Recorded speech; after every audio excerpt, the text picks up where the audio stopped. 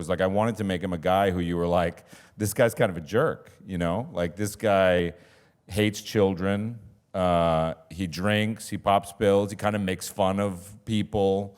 He's kind of a jerk. And then I wanted you to see that shtick that he has developed came out of a place of real tragedy, personal tragedy in his life, and then you can have more compassion for him. So that was sort of the arc of the character that I wanted to start with in terms of building. And then in terms of building that, you know, I used a lot of it is owning your own instrument at a certain point. Like, you know, it's when you're on TV or on movies, like there's a lot of, you want to look good, and there's a lot of narcissism that I had to battle.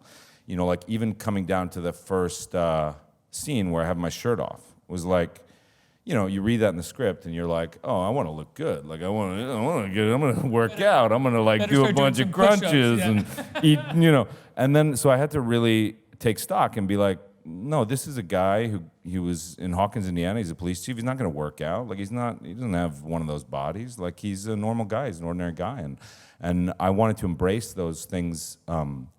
I wanted to embrace those aspects of my instrument and my experience that are maybe somewhat unpalatable or somewhat things that I don't like about myself. And I wanted to bring those to the character. And one of them is, you know, my body neurosis in this culture that we exist in. And so I wanted to embrace that as opposed to shy away from that. And that was one of the risks that I took that I think was ultimately really great.